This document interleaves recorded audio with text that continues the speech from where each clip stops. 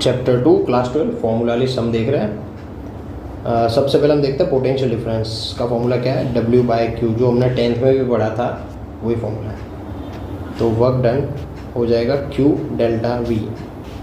एक इसके लिए फॉर्मूला है, to bring a charge Q बरोबर from different potential to different potential, यानी ये Q कौन है जिसको लाना है हमें, और डेल्टा V कौन है, V final minus V initial, यह है वर्क डन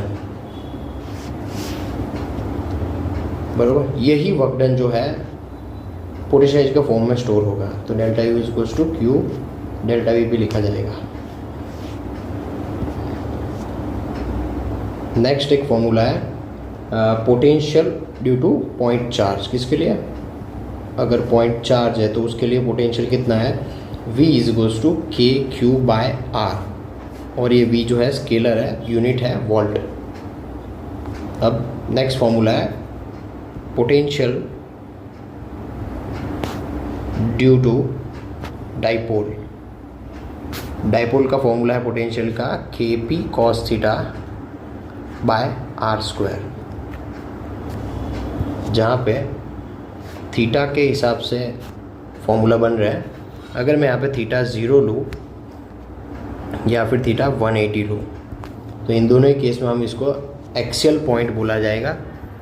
थीटा 0 होगा तो V हमारा हो जाएगा KP/r², और थीटा 180 हुआ तो हमारा पोटेंशियल हो जाएगा माइनस KP/r²। ये दोनों ही चीज़ जो है वो दोनों के दोनों ही एक्सिस के हैं, इसको लिखा जाए एक्सिस का पोटेंशियल, डायपोल के एक्सिस का। और यहाँ पे है इक्वेटर, डायपोल का इक्वेटर का होगा थीटा 90 डिग्री, जो कि है पोटेंशियल 0 हो जाएगा। इक्वेटर पे एग्जैक्ट सेंटर में से पास होता प्लेन जो होगा उसका वोल्टेज 0 होगा।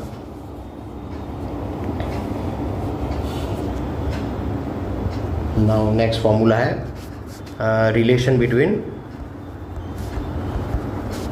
Potential difference and electric field, जो कि है E vector is minus dV/dr। यानी इक्वेशन क्या बोल रहा है, इलेक्ट्रिक फील्ड की डायरेक्शन में पोटेंशियल का चेंज नेगेटिव होगा, यानी कि जिस दिशा में इलेक्ट्रिक फील्ड आगे बढ़ रहा है, जिस दिशा में आगे बढ़ रहा है उस दिशा में पोटेंशियल घटता जाएगा।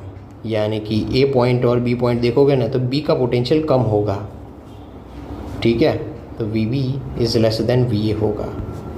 इलेक्ट्रिक फील्ड की डायरेक्शन में पोटेंशियल कम होगा। उसी फॉर्मूला का स्केलर वर्जन है V इज ED। E है इलेक्ट्रिक फील्ड और D है डिस्टेंस।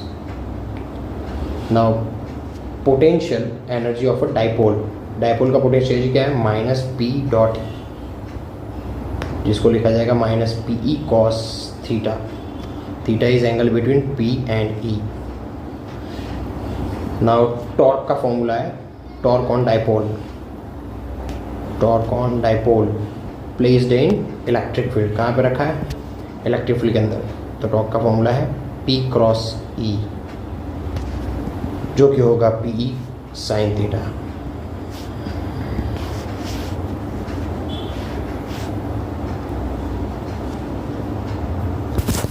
नेक्स्ट फॉर्मूला है कैपेसिटर के। कैपेसिटर का बेसिक फॉर्मूला है C equals to Q/V। C का यूनिट है फैराडे, और C कांस्टेंट है। Q के बढ़ने पे V बढ़ जाता है, और ये रेशियो जो होता है वो कांस्टेंट रहता है, यानी C कांस्टेंट रहता है, और Q प्रोपोर्शनल टू V कहा जाएगा। अब कैपेसिटर में दो टाइप आते हैं। फर्स्ट कैपेसिटर आता है स्फेरिकल टाइप, फर्स्ट टाइप है स्फेरिकल, जिसका फॉर्मूला है C इक्वल्स टू 4πε0r, और जहाँ पे R जो है उस कैपेसिटर का रेडियस है, और इसको ऐसे भी लिख सकते हैं C इक्वल्स टू R/K, जहाँ पे K कौन है, 9×10⁹। दूसरा टाइप है कैपेसिटर का पैरेलल प्लेट।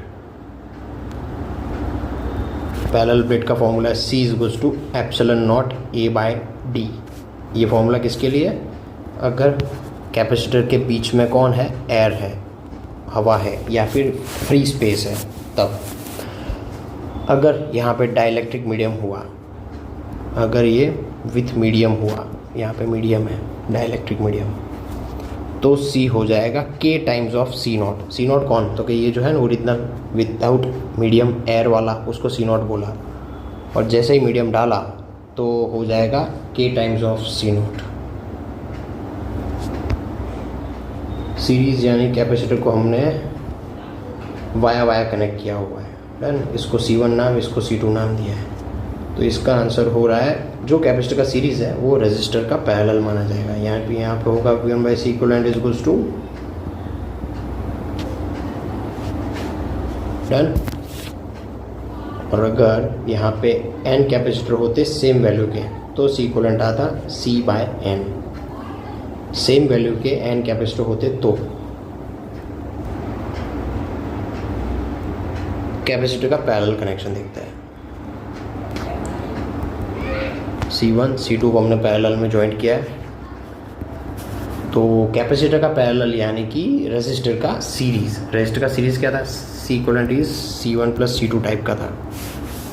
तो ये हो गया पैरेलल का आंसर। और अगर यहाँ पे n कैपेसिटर पैरेलल में होते और सेम वैल्यू के होते तो हम C इक्विवेलेंट लिखते n times of C।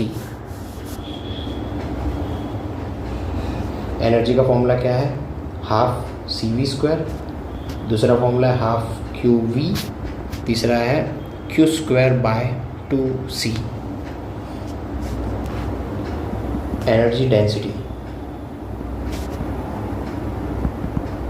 Energy density है ρE के फॉर्म में लिखेंगे, जो कि आएगा हाफ ε0E², या फिर दूसरा अल्टरनेट लिख सकते हैं, एनर्जी डेंसिटी हो जाएगा एनर्जी पर वॉल्यूम ऑफ कैपेसिटर। एनर्जी कौन सी, तो ये सब दी रखी है, कोई भी ले लें। यूनिट क्या होगा, जूल पर मीटर क्यूब। नेक्स्ट टॉपिक लेता है कि अगर कैपेसिटर को हमने बैटरी से जुड़ा हुआ है, एक कैपेसिटर है जिसको हमने बैटरी से जुड़ा हुआ है, this one is a capacitor, battery से हमने जुड़ा हुआ है, 20 वोल्ट की बैटरी है और ये हमारा कैपेसिटर है, डन। अब इसको फुल्ली चार्ज किया, क्या क्या, फर्स्ट हमने कर दिया है fully charge, means fully charge करेंगे तो उसके पास एनर्जी होगा कुछ U, ध्यान में रखना इनिशियल एनर्जी है U। अब हमने क्या किया, इसी कैपेसिटर को बैटरी से हटा दिया है। इसी कैपेसिटर जो कि चार्जड था, यानी मैंने यहाँ पे प्लस प्लस प्लस माइनस लिखा है, ठीक है, ये भाई साहब चार्जड था जिसके पास चार्ज Q था, उसको सेम कैपेसिटी के कैपेसिटर जोड़ा हुआ है।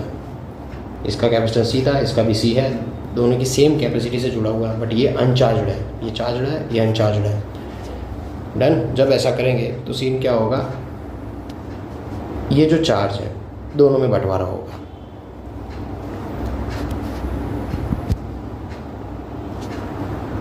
इनिशियल एनर्जी क्या था, तो क्या हाफ CV² था, डन। अब सीन समझिए, इसमें क्या होगा, नया पोटेंशियल क्या होगा, तो सीन समझो, नया पोटेंशियल होगा V', जो कि होने वाला है Q टोटल पर C इक्विवेलेंट। Q टोटल यानी इन दोनों सिस्टम में अभी कितना चार्ज है, तो हम लिखेंगे उसको ऐसे कि पहले वाले का चार्ज लिखो Q1 प्लस दूसरे वाले का चार्ज लिखो Q2 divide by C equivalent, यानी दोनों का C इक्विवेलेंट पैरेलल में तो C1 + C2 हो जाएगा, डन। ये चीज़ क्या देगा, इसका चार्ज कितना है पहले वाले का, इनिशियली जब जॉइंट किया है तब तो Q ही है। इसका कितना है, तो स्टार्टिंग में तो कुछ भी नहीं है जब जॉइंट किया था, नीचे C1 + C2 यानी 2C, बरोबर। अब ऊपर Q यानी कौन, CV, नीचे 2C, डन। तो ये हो जाएगा V' CC कट, तो V' हो गया हमारे पास V/2। तो हम हर बारी जब भी कैसा भी कॉम्बिनेशन हो कैपेसिटर का पैरेलल में जोड़ रहे हैं तो हम ऐसे ही वोल्टेज लाएंगे।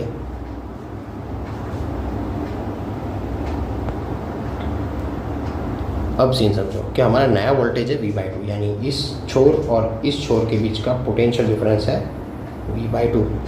तो तो अभी हमें इस पूरी सिस्टम का एनर्जी चाहिए, छोड़े सिस्टम को छोड़ो, हमें इसका ही सिर्फ एनर्जी चाहिए।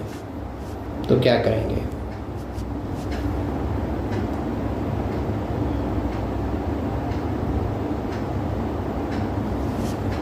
तो इसका निकालते हैं। अब सीन क्या होगा कि ये जो चार्ज था वो दोनों में बढ़ जाएगा। ये तो वोल्टेज क्या था, हमने निकाला कि ऐसा कुछ डिस्ट्रीब्यूशन होना चाहिए, अब हो गया है। तो ये वाला सेटअप कैसा हो जाएगा, अभी ये भाई साहब फुल्ली चार्ज हो जाएगा, ये भी फुल्ली, यानी कि चार्ज क्या है, वोल्टेज ज़्यादा हो गया ना, तो चार्ज भी इसमें Q/2 हो जाएगा। तो अब हम इस भाई साहब का एनर्जी निकालते हैं, तो U1 निकालते हैं। तो क्या आएगा, हाफ उसका खुद का C कितना है, तो क्या भाई C ही है। वोल्टेज कितना है, तो भाई V/2 है, CV²। तो क्या आएगा, हाफ CV²/4, यानी कि आएगा U/4। कितना है, U/4, यानी एक्चुअली में पहले कितना था, U था, पहले इनिशियली कितना था, U था। अब जब हमने ये सब किया तो एक के पास कितना बचा, U/4। डन। तो इस भाई साहब के पास भी कितना बचेगा, सेम U/4। डन। तो अगर हमको ऐसा पूछेंगे what is energy of final system, तो फाइनल सिस्टम का एनर्जी कितना है, तो U/4 + U/4 + U/4, यानी आंसर आएगा U/2। ओरिजिनल से हाफ ही बचा। और अगर ऐसा पूछेंगे व्हाट इज़ एनर्जी लॉस, तो वही करेंगे भाई, पहले U था, अब U/2 ही बचा, तो लॉस कितना हो गया, U/2 का घाटा हो गया है। समझे। तो हम डायरेक्टली याद रखेंगे, अगर एक कैपेसिटर से हमने दो कैपेसिटर को जोड़ा है, बरोबर, तो इस भाई साहब के पास U/4 एनर्जी बचेगा, इसके पास भी U/4 बचेगा, पूरे सिस्टम के पास कितना बचेगा, U/2, और लॉस कितना हो गया, U/2। डन। ठीक है। अब सिमिलर ऐसे सम को करने के लिए, हम एनर्जी लॉस फाइंड करने के लिए डायरेक्ट देख रहे हैं, तो क्या कुछ ऐसे सम आएंगे। ये रहा हमारा बैटरी, इसको हमने एक कैपेसिटर से जोड़ा, दूसरा कैपेसिटर तैयार रखा,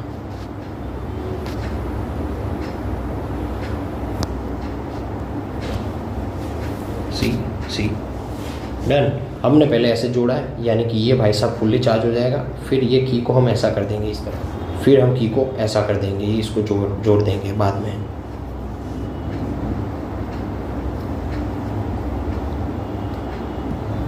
डन। तो अब सीन क्या होगा, तो ऐसे केस में दोनों ही C है, तो हमारे पास एक डायरेक्ट हम याद रखेंगे एनर्जी लॉस का फॉर्मूला। एनर्जी लॉस रहेगा 1 - 1 number of the similar capacitor. 1 2 3 कितने हैं वो याद रखना है, मल्टीप्लाई बाय 100% करना है। तो हम करेंगे 1 - 1 यहाँ पे कितने, 1 2 ही है, तो 100% से मल्टीप्लाई किया तो क्या हो जाएगा, एक में से आधा गया, आधा बचा, आधा × 100%, यानी कि 50% एनर्जी का लॉस हुआ, जो कि हमने अभी आगे देखा। डन। अगर यहाँ पे C3 भी होता तो क्या होता, 1 - 1/3। डन। बट ध्यान रखना ये सिमिलर होने चाहिए। को हम समझेंगे with battery, without battery, as well as with dielectric slab. तो यहाँ पे मैंने लिखा है विदाउट स्लैब, स्लैब नहीं लगाया है, यानी कि अंदर कोई मीडियम नहीं है, एयर है, अंदर क्या है, एयर है। फिर हमने विथ स्लैब, यानी कि यहाँ पे हमने स्लैब लगाया है, कौन सा, डाइलेक्ट्रिक वाला। डन। और यहाँ पे लगाया है विथ बैटरी, यह है विदाउट बैटरी, यहाँ से बैटरी रिमूव कर दिया है, बैटरी के साथ, बैटरी के बगैर। चलो एयर की बात करें तो स्टार्टिंग में हमारा कैपेसिटेंस क्या है, C0 है, चार्ज कौन है, तो Q0 है, पोटेंशियल कौन, V0, इलेक्ट्रिक फील्ड कौन, E0, और एनर्जी हमारी U0। क्लियर। चलो देखते हैं। तो जैसे ही स्लैब लग जाएगा तो कैपेसिटेंस तो हमारा K टाइम्स ऑफ बढ़ ही जाएगा, कुछ भी हो जाए बढ़ना ही है, KC0 दोनों ही केस में बढ़ेगा। डन। अब चार्ज के बारे में देखते हैं, चार्ज का क्या होगा, स्लैब आ गया, कैपेसिटी बढ़ गया और बैटरी भी कनेक्टेड है, तो चार्ज बढ़ेगा, K गुना हो जाएगा, KQ0 कितना, बैटरी होगा और कैपेसिटी बढ़ गया है तो चार्ज और ऐड ऑन होगा, तो K गुना हो जाएगा। अब नेक्स्ट केस में विदाउट बैटरी, यानी बैटरी नहीं है, तो चार्ज जो ओरिजिनल था पहला वो ही रहेगा। डन। नेक्स्ट पोटेंशियल का देखते हैं। बैटरी लगा हुआ है तो पोटेंशियल वो का वही रहेगा, नहीं बदल सकता। और जैसे ही बैटरी हटा तो पोटेंशियल ड्रॉप हो जाएगा V0/K। और इलेक्ट्रिक फील्ड का जो पोटेंशियल का वही इलेक्ट्रिक फील्ड का, तो यहाँ पे भी E0 होना है और यहाँ पे होना है E0/K। और एनर्जी का देखें तो आएगा विद बैटरी एनर्जी बढ़ जाएगा KU0, और विदाउट बैटरी एनर्जी घट जाएगा U0/K, याद रखना है।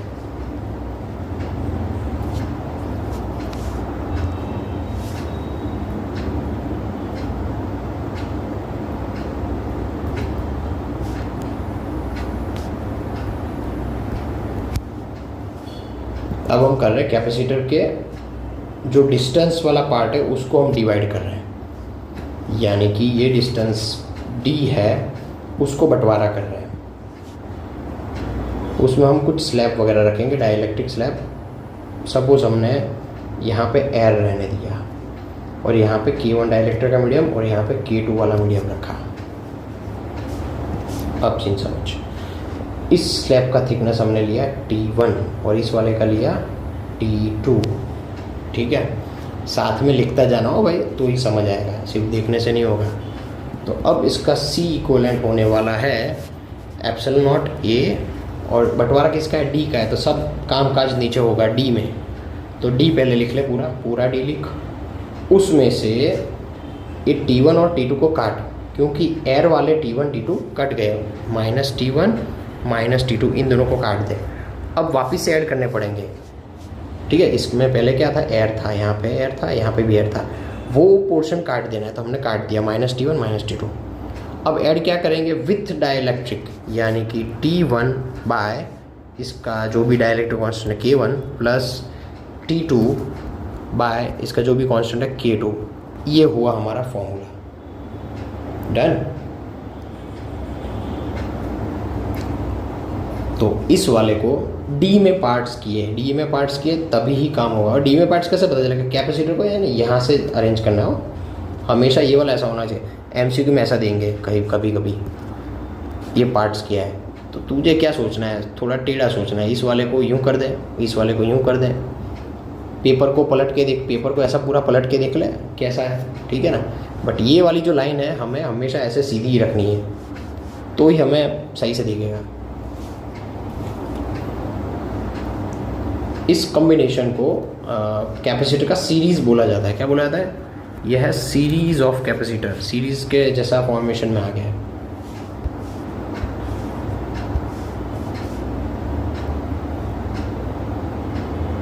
अब हम कर रहे हैं ए का पार्ट, ए के टुकड़े करेंगे तो क्या होगा,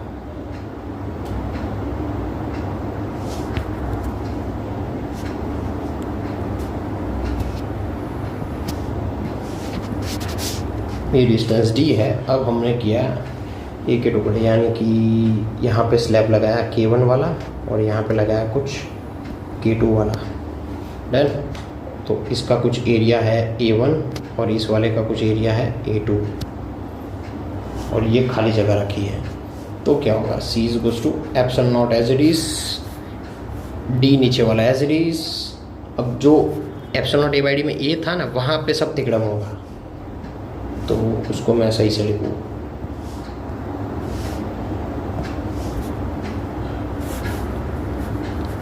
ए में से पूरा जो एरिया था उसमें से A1 A2 को काटो, -A1 -A2 काट दिया। अब ऐड करो, ये क्या काटा, एयर वाला काटा। अब मीडियम वाला ऐड करेंगे, प्लस यहाँ पे K टाइम्स आएगा, K1 times of A1 plus K2 times of A2। तुझे याद क्या करना है, तो देख के ए टाइप का आएगा, क्योंकि हमें पता ही है मीडियम आएगा तो सी KC0 टाइप का होना चाहिए, बढ़ना चाहिए, K गुना होना चाहिए। तो यहाँ पे देख K गुना हो रहा है, आगे वाले में भी ऐसा ही हो रहा था। देख नीचे वाला K ऊपर जाएगा तो फीलिंग ऐसी आएगी ना, K गुना वाली। डन। तो हमारा ये रहा फॉर्मूला।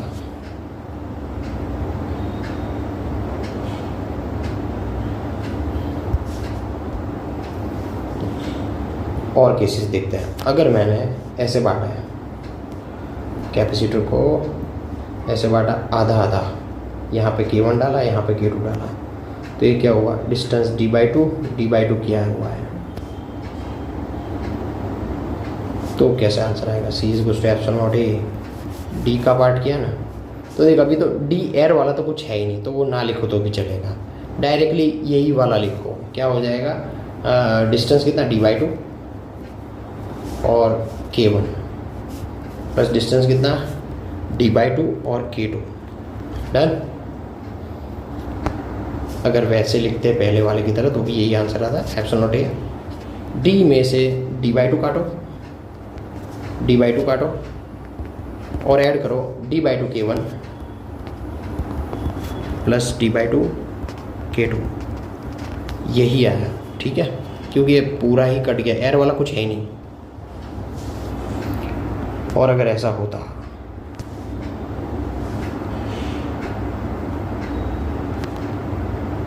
k1 k2 तो हमें क्या दिख रहा है? डिस्टेंस तो वो का वही है, वो नहीं कट रहा है। क्या कट रहा है? तो क्या एरिया में बंटवारा हो रहा है। तो ऐसे केस में हम क्या लिखेंगे? C is equal to epsilon naught by D, और ए की जगह क्या लिखेंगे? इसका एरिया कितना? तो कि a1 k1 plus a2 k2। Done. Means D को डिवाइड करेंगे ना तो उसको हम बोलेंगे सीरीज़, और सीरीज़ में तुझे ऐड करता जाना है d/k टाइप का टर्म, और अगर a को हमने डिवाइड किया तो उसको हम पैरेलल बोलेंगे, और उसमें तुझे ऐड करता जाना है ka टाइप्स का टर्म। और एयर होगी ना तो उसके लिए k होता है 1, और मेटल्स जो होंगे ना उनके लिए k होता है इन्फिनिटी।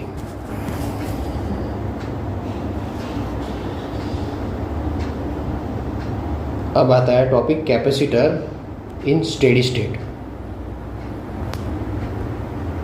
तो समझते क्या होता है कैपेसिटर स्टेडी स्टेट में। तो हमें दिया है कैपेसिटर जिसको हमने डीसी सोर्स से जुड़ा हुआ है, डीसी सोर्स की बैटरी से जुड़ा हुआ है। डन। कैपेसिटर तो अब क्या होगा? जब भी मैंने स्विच ऑन किया है तो तुरंत ही करंट फ्लो होना शुरू हुआ, करंट फ्लो हुआ और ये चार्जिंग फेज में आ गया। कैसा?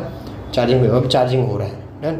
तो उसमें थोड़े टाइम के बाद में 2-5 सेकेंड के बाद में वो फुल्ली चार्ज हो जाएगा, और जब वो फुल्ली चार्ज हो जाएगा तो वो कैपेसिटर जो है ना इंसुलेटर की तरह बिहेव करेगा। इंसुलेटर क्यों?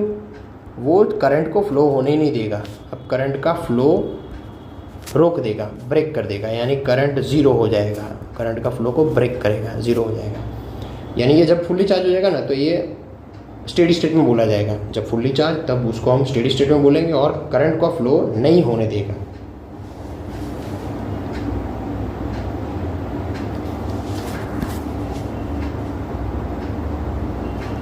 अब है पी एन डायोड वाले सम कुछ आता है। तो हमें क्या दिया है? एक इसको बोला जाता है पी एन डायोड, और ये जो ट्रायंगल शेप है वो पॉजिटिव वाला है, और ये लाइन शेप है वो नेगेटिव वाला है।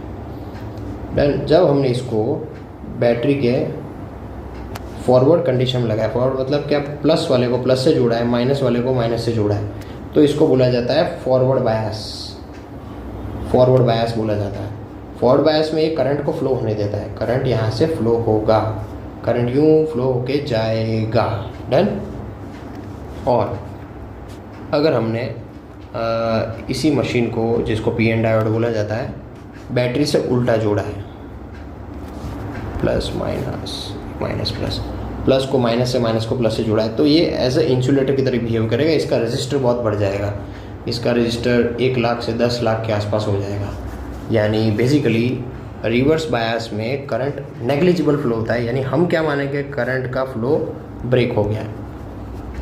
मैं जब भी ऐसा दिखे तो हम करंट नहीं फ्लो हो रहा है ऐसा मान के चलेंगे। एक्चुअली में तो बहुत कम होता है, माइक्रो एम्पियर में, बट सम्स में हम ऐसा मान के चलेंगे।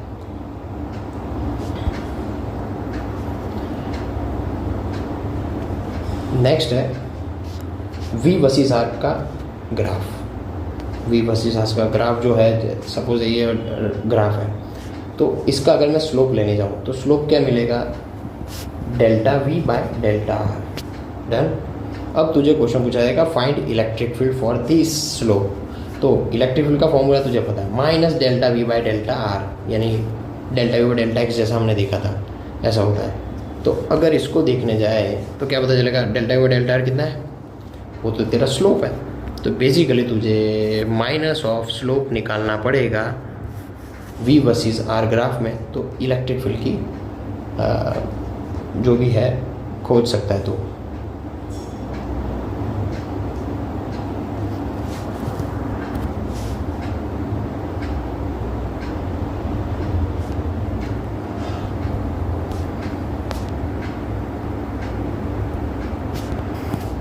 तो अभी हम देख रहे हैं इलेक्ट्रोस्टैटिक्स ऑफ कंडक्टर।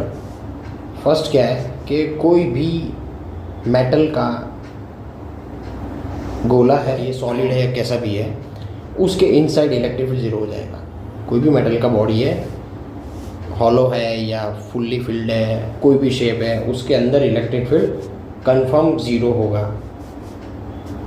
डन। दूसरा, कोई भी मेटल है,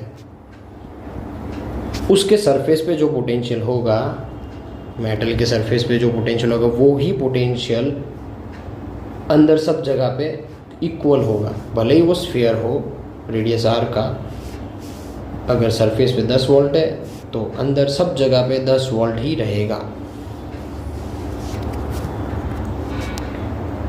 थर्ड, अगर स्टैटिक कंडीशन है तो कोई भी चार्ज बॉडी मेटल के अंदर नहीं रह सकता। मेटल के अंदर कोई भी चार्ज नहीं होगा, सब के सब चार्ज कहाँ जाएंगे? सरफेस पे। सारा चार्ज आना चाहिए सरफेस पे, कोई भी चार्ज अंदर नहीं रहेगा कंडक्टर के लिए। नेक्स्ट, कोई भी बॉडी हो, उस पे इलेक्ट्रिक फील्ड परपेंडिकुलर होगा और वो होगा सिग्मा बाय एप्सिलॉन नॉट के बराबर।